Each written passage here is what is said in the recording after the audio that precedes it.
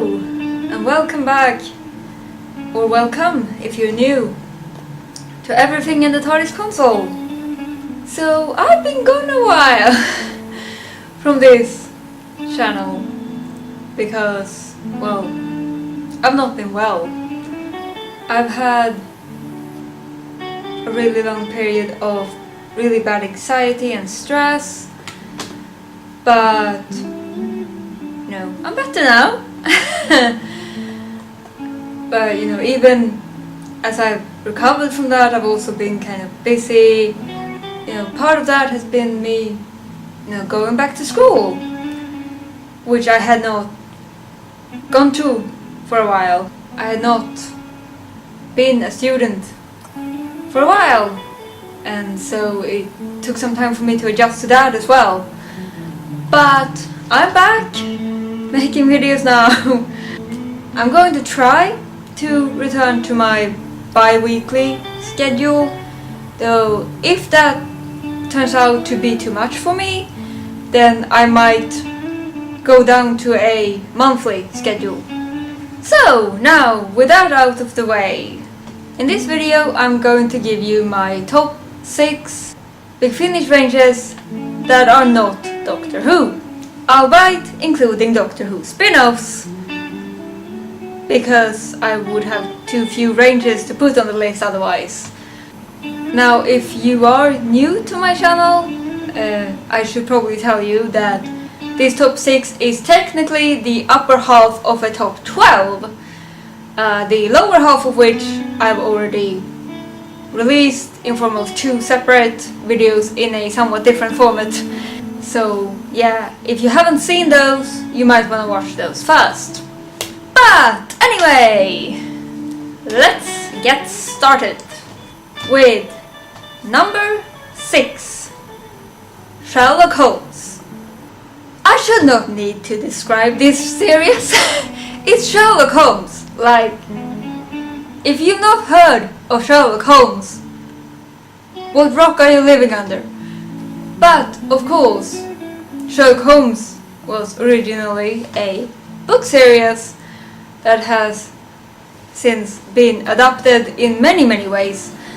And this Big Finish range is just one of those adaptations, and I really enjoy it.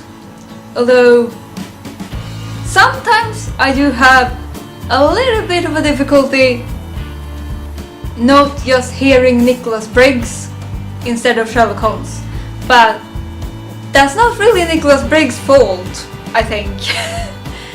I feel like that's more to do with me being a massive Big Finish fan who has heard his voice a frick ton of a lot. Even just as himself in like trailers and podcasts and stuff. So even though he's actually doing a good job as Sherlock Holmes, sometimes I'm just hearing Nicholas Briggs, and it occasionally takes me out of the stories. But besides that, they are really good versions of the Sherlock Holmes stories. I really love their version of Watson, played by Richard Earle. He's amazing. Possibly my favorite Watson so far.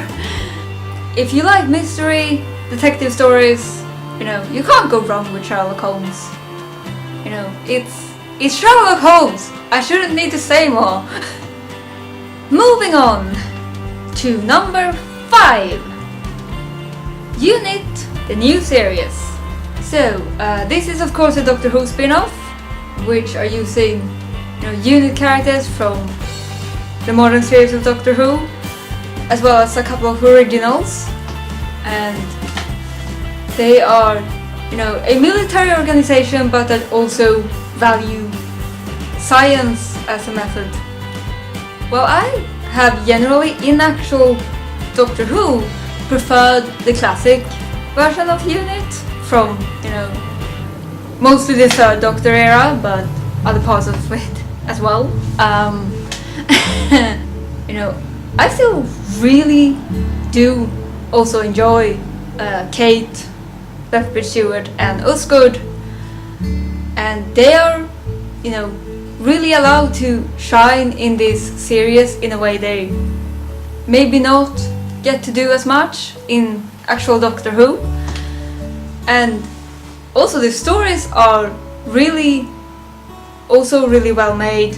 I'm especially impressed with the one series called Silenced, with the silence and how that was handled, because I feel like what they did there is something that could so easily have gone wrong, so easily have been just annoying, but instead it ended up really great. So yeah, I'm impressed with that too. If you like, you know, the kind of military operations but with not too much all guns blazing, then, you know, check out Unit, the new series.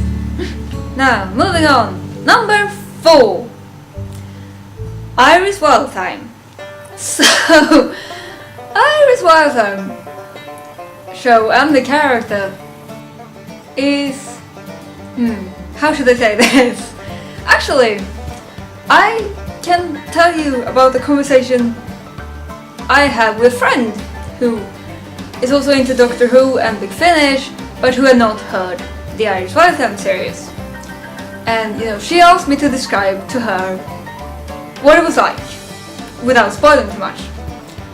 So I said to her, well, it's kind of like Doctor Who on drugs.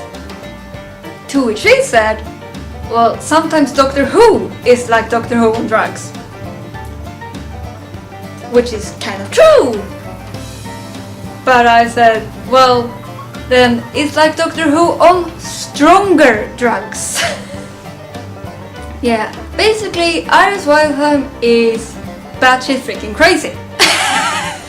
It's very comedy focused, and it's a very kind of satirical and not always very family friendly kind of comedy. Like, you know, another comment I've heard about Iris is that she's a bit like a parody of the Doctor. Though I think there's, you know, more to her than that, but I can see where they're coming from.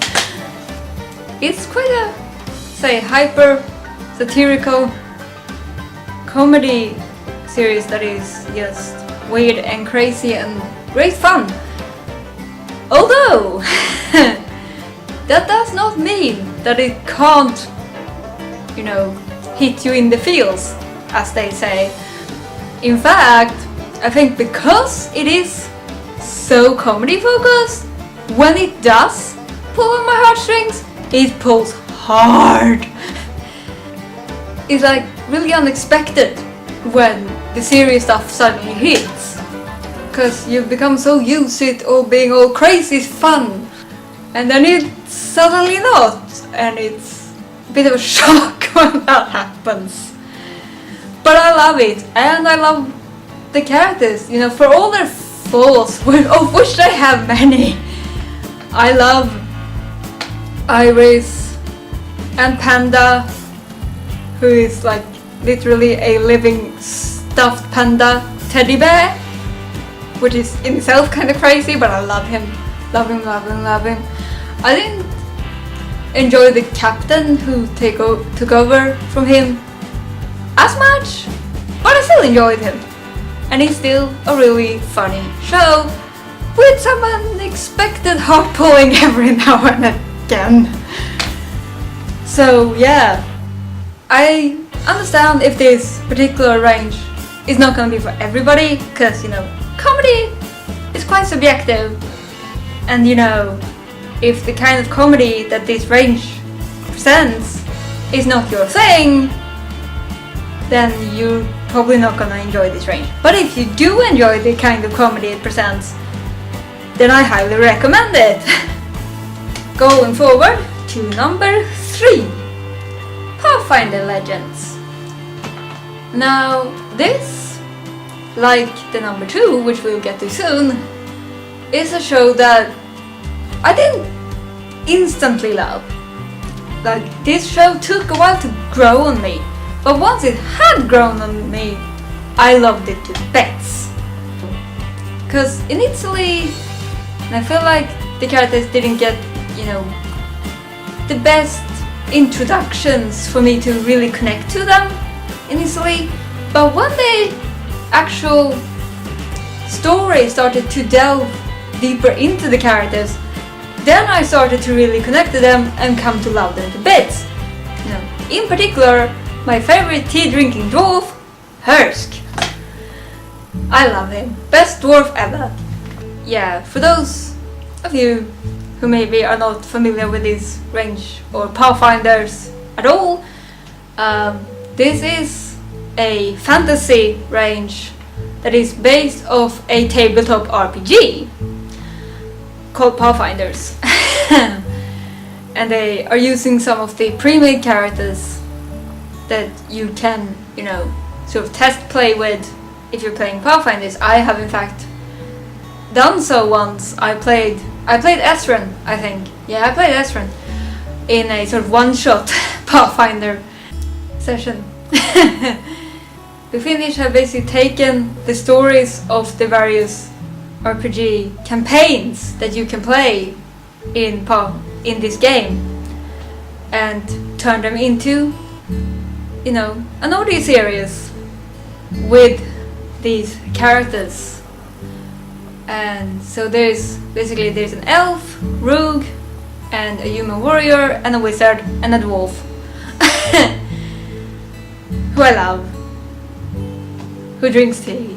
And yeah, I think it's, you know, a genuinely good series for those who enjoy fantasy. And, you know, if you don't connect with the characters right away, give it a few more episodes. See if it changes, because it did for me. So, and you know, once I got to love them, I love them a lot. And really cares what happens to them in the story. Now, the second season, I still think it was better than the first. And I think partly because it was longer. So I felt like we had more time, not just with the recurring characters of this four-man party, or rather 3 men and a woman party, rather, but also with, you know, the, for lack of a better term, guest cast that was only in that particular season. So yeah, it's a good fantasy range for those who are into that. Getting towards the end, but not quite there. Number 2. Countermeasures. Now, this too is technically a Doctor Who spin-off, although the characters they are using from Doctor Who have only ever appeared in one TV story, although they've also appeared in some Doctor Who audio dramas. So yeah, the Countermeasure team consists of 3 characters that originates from the TV story Remembrance of the Daleks, as well as one Big Finish original, who is also my favorite. So Toby Kinsella. Love him. Largely because he's quite morally grey of a character. I tend to really like those. Which is also, of course, why I love Irving Braxiatel in Gallifrey and Bernice Summerfield. But yeah, so Toby Kinsella is another example of a character of a similar mold that I really, really enjoy. On top of him, there is also Group Captain Gilmore, who is, you know, a military man, but like so sweet. I love him. And female professors Rachel Jenkins and Alison Williams. So, like Pathfinders, it took me a little while to really get into this, but not as long. Basically, you know, throughout the first series, it grew on me. Like, the first episode was okay, the second was a little better, but still kind of okay, and then the last 2 I'm like, this is really getting better. And then I was going to listen to the first episode of the second season before going to bed. And the next thing I knew, it was the middle of the night and I had listened to the entire thing. And by the entire thing, I mean the entire second season. It was amazing. Countermeasures is a bit similar to the Unit series in that the team mixes military ops with science experiments and investigations, but I feel like Countermeasures is a bit more science-based than Unit. And maybe it's because there are more science characters, you know, more professors compared to military people among the main team, but still. Of course, another difference between this and new series Unit is that Countermeasures was initially set in 60s and later also in the 70s, I believe, whereas, you know, Unit in new series is of course set in modern times. So that's another difference. And why I like this more, I'm not entirely sure. I think actually there's two reasons. One is that I do like the Countermeasures characters more. And the other one, strangely enough, considering I'm a massive Doctor Who fan, like, I kind of feel like the fact that Countermeasures is less strongly tied to Doctor Who is kind of a good thing. I suppose it's more new in a sense, which is kind of ironic considering its setting, but like, you know, it doesn't bring in a lot of Doctor Who related villains and, you know, other characters that are not part of the primary team and such. It's more a thing of its own compared to Unit, the new series. And I realized I've mostly been doing comparisons for this part, but I mean, they are somewhat similar ranges, and so I feel like that is maybe the best way to explain why I put one above the other. So let's get this video finished with number 1, who should be a surprise to absolutely no Big Finish fan ever. Number 1, in case you hadn't figured, is Jago and Lightfoot. Jago and Lightfoot, investigators of infernal incidents, are two characters that originated in the Tales of Wen-Cheyenne and now have their own show, which has gone on for several box sets and unfortunately has ended now due to the sad demise of Trevor Baxter, who played Lightfoot. That is very sad, but he had a really good run as Lightfoot, along with Christopher Benjamin as Jago.